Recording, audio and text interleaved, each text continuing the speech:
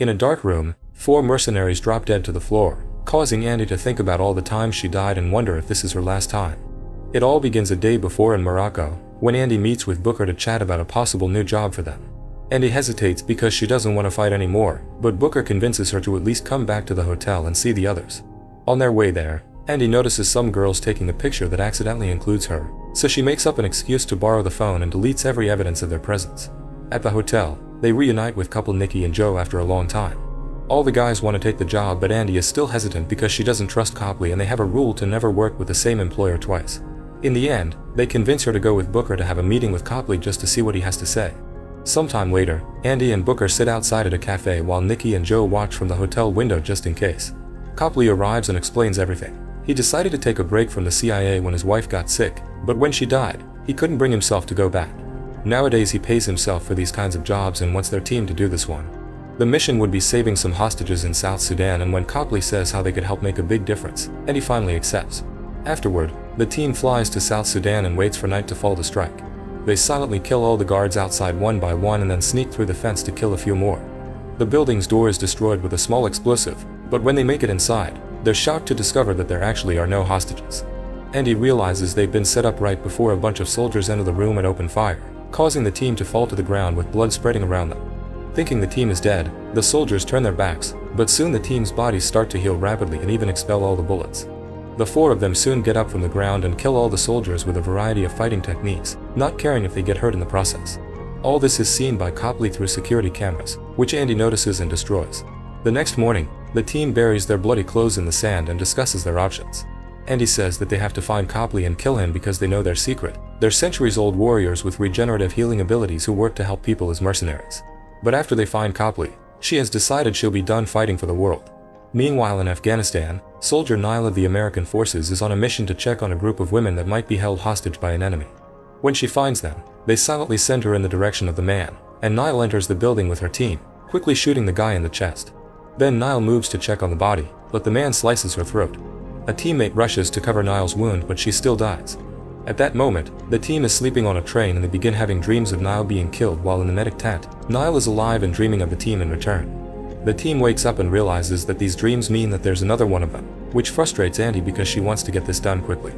The guys have to convince her this is a sign and they need to find Nile, so Andy says she'll go do it herself while they work on tracking down Copley. They agree to meet in France later. Back to Nile, she realizes her friends are all wary of her now because she doesn't even have a scar from the injury. The incident is reported and the higher-ups decide to send Nile to Germany for some testing. An upset Nile returns to her tent and her mood gets worse when she discovers that her friends have already packed her things. In England, pharmaceutical executive Merrick gives a presentation about stem cell research, telling a wealthy public that he has the technology to end human disease and prolong our lifespan. All he needs is investment. Afterward, Merrick meets with Copley, who shows him the footage of Andy's team coming back to life. However, Merrick is unhappy, explaining that he needs hard evidence because people will just think the video was edited. He needs Copley to capture them and bring them to him. While Nile waits for a helicopter to pick her up, Andy cuts in and knocks all the guards out before doing the same to Nile. Moments later, Nile wakes up in the trunk of an army vehicle driven by Andy and immediately tries to escape by kicking out the back. Nile falls to the ground and Andy quickly stops driving to go after her, so Nile tries to run away but Andy stops her by shooting the back of her head. Then Andy waits for Nile to come back to life and Nile responds by stabbing her on the shoulder. Andy isn't bothered and tells her that if she wants answers, she'll have to come with her. Afterward, Andy and Nile take a plane to France that is currently participating in a trafficking operation. Andy calls the team to inform them she's got the girl, but they don't have info on Copley yet. Before they leave, Andy destroys her phone. Then she tells Nile about her team and the fact they have no idea why they're immortal, but Nile doesn't find these vague answers very satisfying. After Andy falls asleep, Nile binds her to her chair and holds a gun to the pilot's head to make him fly back. When Andy wakes up, she talks to the pilot in Russian, telling him to play dead so she can distract Nile. Andy pretends to shoot the pilot and the plane starts falling, so when Andy says she knows how to pilot, Nile releases her. Then the pilot regains control of the plane and corrects their course back to France while Nile and Andy get in a fight. With way more years of experience, Andy easily wins and gives Nile some serious wounds to calm her down. As the girl watches her injuries heal on their own, Andy finally convinces her to collaborate. Later in France, they meet with the rest of the team in an old abandoned church, where they have dinner and Nile gets to learn more about the team.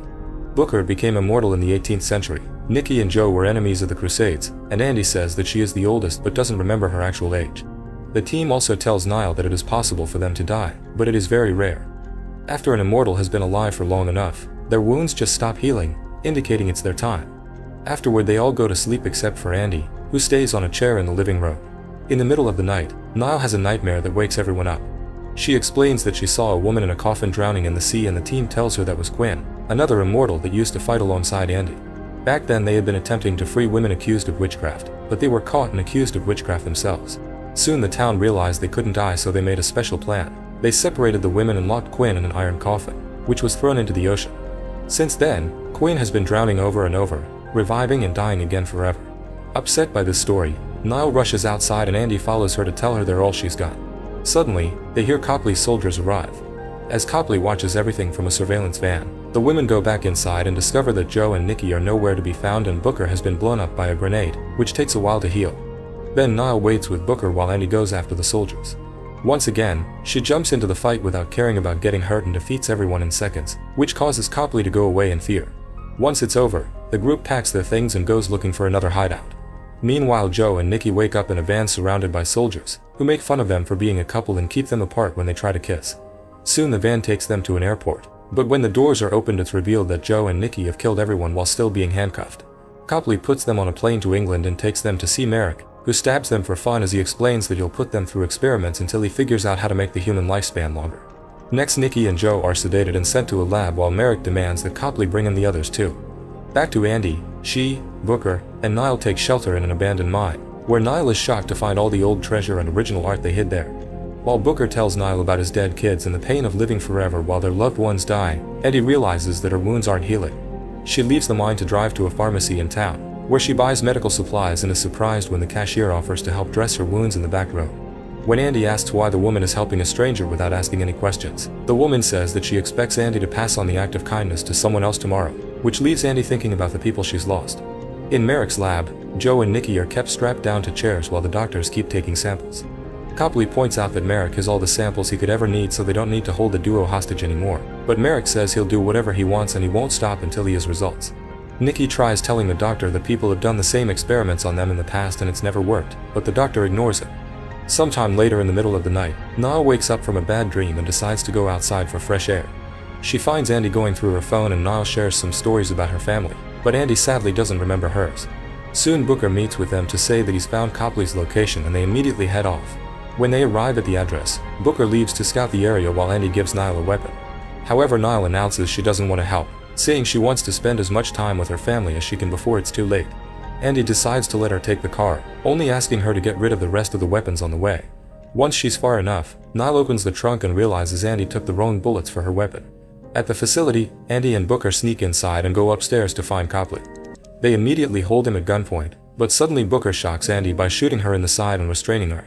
He explains that he set them up on purpose because he wants Merrick to figure out some way to kill them so they don't have to suffer anymore, and Copley wants the cure that could have saved his wife. However, when Booker realizes Andy isn't healing, he starts to panic. Soon a bunch of guards come in and restrain Andy and Booker, so Copley protests, pointing out that he doesn't think Andy will survive any tests. However, Merrick doesn't care and orders the guards to take Andy and Booker to the same testing room where Joe and Nikki are kept, demanding results. Meanwhile, Copley is suddenly cornered by Niall, who demonstrates her power, so Copley will explain what's going on. He tells her he spent years doing research on the team and learned about all the good they've done for humanity. Copley also says he had thought that by bringing the team in for this testing he would be helping the world, but he's realized that he was wrong. Then Niall convinces Copley to take her to the team. Moments later, they arrive at Merrick's building and Copley grants Niall access. She makes it to the upper floors and is immediately shot, but she quickly recovers and starts making her way through all the guards, killing them until she finds the right room. Niall frees her friends and tells Andy she's seen all her work, confirming she definitely has something to fight for. Nikki and Joe are furious with Booker for his betrayal, but Andy points out that now isn't the time to argue about this. Afterward, the team moves through the building fighting guards as they try their best to cover Andy, but she quickly proves that she's still just an amazing warrior even if she's no longer immortal. After they're hit by a bomb, Andy beats up a guy until he confesses Merrick's location. However, when they arrive at Merrick's office, it is empty, and they notice that the elevator is going down. The guys go to chase after Merrick while Niall stays with Andy. Unfortunately, the elevator going down had been a trap, and Merrick suddenly shows up with an axe.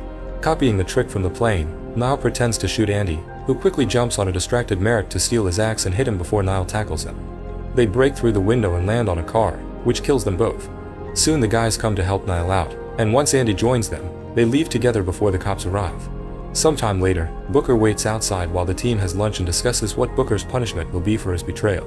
Niall keeps him company and says they've been making arrangements to fake her death and give her family closure, so Booker tells her she will make a great addition to the team. Later, Andy talks with Booker and informs him that his punishment will be spending 100 years by himself.